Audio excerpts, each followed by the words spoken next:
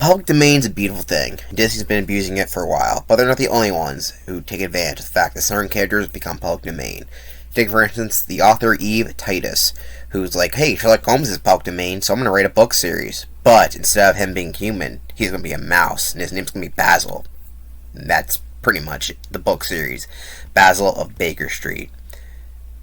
So Disney made an adaptation of it, and let's talk about it. People involved in making the movie apparently did not like the title because they thought it was really stupid, and the guy satirically made a list. This guy, Peter, here, made a satirical list of what the other titles of other famous Disney movies would sound like if they had the same title, The Great Mouse Detective. You got great ones like 7 Little Men Who Help a Girl, 2 Dogs Fall in Love, A Boy, a Bear, and a Black Cat. That one's funny. This kind of bad title is actually present in a lot of different releases of the film outside of America. You'll see them adding in the original title with a new title and so on and so forth. But the real question is the movie as great as the title? The answer to that is yes. This was the directorial debut of John Musker and Ron Clements, who are Disney legends, who were heads of directing some of the best Disney movies. I mentioned them in the last video, but they would later go on to do stuff like The Little Mermaid, Aladdin, Moana. So, yeah, they did a lot more beside that, like Hercules and even Treasure Planet, which is a movie I like, and it didn't do very well. These guys know how to direct a great animated film, and this is their first chance. They got booed off the last film, but as you're going to see, that was a bad decision because the film they actually ended up making is a lot better than Black Cauldron. Ironically, not only is The Great Mouse Detective way better than Black Cauldron in every single way, but it's also darker in my opinion. This movie has a mouse being eaten alive. The final battle of the film is so extreme they had to put rain there just to hide it, which is pretty funny actually. There's a scene in a seedy bar. There's a borderline stripper mouse here, and the guys acting like they're fucking horny as shit, so yeah, it's dark, but better tonal-wise. Jeez Louise, why did they make this mouse so fucking sexy? So this film was definitely an improvement on the previous films, and finally Disney was getting back in their groove. And it was a success enough to keep Disney Animated Studios afloat. Fortunately, it was a huge success to launch another anime movie that came out around the same time, which was also a film starring a mouse in Mouse World. You know, that's pretty funny. All I can say is the passion and fire from the Disney animators are back. This film was filled with charm of classic Disney, but something new. You can tell the new animators are finally being able to shine here. And of course, we would see that this talent was just not a fleeting thing, as it would go on to influence future films that were even better than this one. So what makes The Great Mouse Detective so great? Well, there's a dog in it, and that makes every film great, right? Just kidding, it doesn't. That wasn't saying I don't like dogs. Obviously, I do. You've seen my intro. But no, I'm saying that some films, just because there's a dog in it, doesn't mean it's good. And there's one reason for why this movie is so great. It's because of one large mouse that's definitely not a rat, known as Ratigan. Yes, his portrait smiles when he mentioned his name. That's how cool this character is. Why is this character so great? Well, he's the voice of Vincent Price, and that's all you need for a good character. This guy, despite being a rat, has a pet cat just to eat his henchmen who don't do his deeds. The best thing about this character is that, unlike the Horned King in the previous film, he's in most of the movie. He forces his henchmen to sing a song about how great he is, and in fact he's not a rat, he clearly is. He is the perfect Disney villain. He's somehow extremely vain, extremely scary, and extremely funny at the same time. When he captures the hero, he has a trap for them like a typical villain does. But his reasoning for doing this is because he wants to savor the moment. This rat wrote a whole song about how he's glad that his friend is going to die. Not his friend, his rival. But that's the way how he phrases the song. That is so funny, but also very evil at the same time. And he even sets up an automatic camera to take a picture of his dead body once he's mutilated by all the shit he has set up. I love this villain so much. The reason why he works so great is he's grateful to the main character, who's a really smart character, but Ratigan's also incredibly smart. So the entire film, they were trying to outsmart each other by trying to figure out whose plan's going on and who's doing who. And it's perfectly great to see both these characters work in action. I also gotta mention the finale of this film because it's just super great. After Ratigan's plans fail to take over Parliament, that's an actual plot point, it's really funny, the characters have a fight inside Big Ben, and at this point, he's just super pissed off and he becomes a savage mode.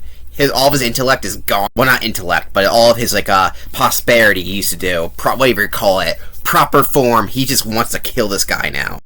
This fight is super tense and is great to watch. I highly recommend it just for this scene alone. But unfortunately, our hero gets the upper end on the deal as Ratigan falls to his death as the clock strikes 12. He dies. Well, actually, he saves himself, but, it was a fake-out death, but it only lasted 5 seconds, Did you think he was going to die? He survived that mousetrap earlier. Hey, but he takes his friend with him, and that's the end. Friend. But is Ratigan really the bad guy? All he wants to do is take over Parliament and get rid of the Queen. I mean, is that a bad thing? The Queen sucks. Well, she's dead now, but so does royalty. That's why I live in America. We don't have royalty. Royalty's stupid. I could give a plot synopsis for it, but that'd be kind of pointless. I said all I needed to say about the movie, and I think plot synopsis reviews aren't that entertaining because I can just watch the movie rather than hear a guy explain what it's all about. You're here for my opinion and any behind-the-scenes details I can muster up. In my opinion on this movie is that if you want a Sherlock Holmes movie with a bunch of mice, then this is a great one to watch. I mean, I don't have to say any more than the fact that this is Vincent Price's favorite role he ever played. Yes, Ratigan from The Great Mouse Detective is his favorite role. That's all you need to know about this movie. Despite this film's importance in the Disney pantheon and the fact that it's just book series and it could easily have a prequel or sequel, there actually hasn't been any media related to The Great Mouse Detective. I heard at one point they were planning on doing this weird Mickey Mouse movie where Basil is going to be one of the main characters helping Mickey on a case. It sounded interesting, but it was cancelled pretty early on. So yeah, the Black Cauldron, oddly enough, has more media outside of its film release than The Great Mouse Detective, which doesn't make a lot of sense since this film has a pretty big following. Well, not as big as something like Robin Hood, but people like it a lot, so I don't really understand that. Oh well, all I can say is give this film a watch if you haven't. It's on Disney Plus, and probably something else. Who the hell knows? Let's get to the rankings. In the film ranking, I have The Great Mouse Detective at the top of B tier. And you're wondering, you said this movie's really good. Well, it is good. B tier is good, for me at least. Anyway, the reason why it's not in A tier, though it's close, is because I think the main characters are a little lacking. I like them, but not love them. The girl character, Olivia, is fine, but I feel like could have used a little bit more development. The Watson character is kind of forgettable, to be honest. And Basil's good, but he's not great. He's one step away from it, I feel like. But really what sells this film for me is the main villain. And for the most part, there's not a whole lot. I just feel like there's a little bit more changes to certain characters and maybe some of the story would have made it stronger. Because like I said, the best moments are of Ratigan, and luckily he's in most of the film. It's not, like I said, those other things aren't bad at all. I always like them to have a little bit more going on for them, if you know what I mean.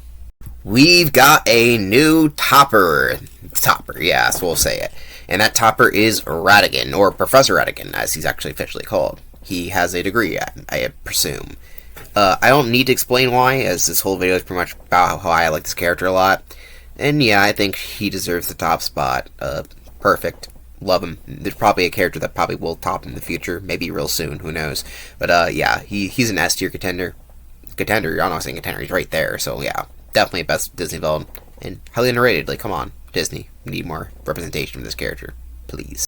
The Great Mouse Detective only has 3 songs. It's not a musical. How are those 3 songs? They're in my top 2 tiers. I'm not even joking. You can see it right there. Actually, 3 tiers. I don't know what I was saying. It's, they're close enough. Anyway, the worst one in B tier, which is not really the worst compared to some of the other Disney films we have here, is Goodbye So Soon, which actually has a second credit version, which is slightly different than the one playing the movie sung by Vincent Price. It's a very happy show tune, and he sounds so delightful. He seems so happy as he sings this song about his rivalry with Basil. It is so good. I love it so much, so that's why it's there. It's like, maybe it's just a basic joke song, but no, it definitely is, deserves to be B tier. And I was about to rank it higher, actually. I actually heard of this rumor, but I cannot find anywhere about it, that this actually was played at Vincent Price's funeral, which I wouldn't be surprised by, based on how much he likes this film, but I couldn't find any evidence of that. In A tier, we have Let Me Be Good to You, which is a nice vaudeville number. I like this. These songs are written really well, despite the fact this film really isn't a musical at all. I don't know really how to describe it. It's not because of the sexy mice. Don't get it twisted. But it is good. And S tier, yes, S tier. So far, we've only had 2 other films have songs in S tier. Is The World's Greatest Criminal Mind, or the Ratigan song. Just listen to it. And it's just so. It's like basically it's Gaston's song before Gaston, but about Radigan, and he's forcing men to sing it, and different versions too. He has a whole heart breakdown about how much he hates Basil, and then he goes back to sing about him, and then the characters have to sing even louder for him because they might get eaten by a cat, and I love that so much just for that, but it just sounds great. Vincent Price is actually a pretty good singer, believe it or not. I mean, he's in one of the most popular songs of all time, known as Thriller, but isn't singing it, he just talks. Bet you didn't know that. Well, you probably didn't know, but whatever. And that's all I can say about The Great Mouse Detective. I didn't have a whole lot to say, but I feel like it's a film that speaks for itself, and I said most of what I had to say. So, thank you for watching. Next time, we'll be delving into Disney's bizarre adaptation of Oliver Twist. I'll see you then. Hey, did you know I have a book? In fact, I have multiple books. They're available on Amazon. There should be a link in the description. However, I do have the digital versions on my Patreon, so if you want to support me and read what I have written, they're mostly kids' books, but you might enjoy it. After all, we all like SpongeBob, or whatever your video you're watching. I might reuse this clip. Then you can make sure to check it out. And thank you.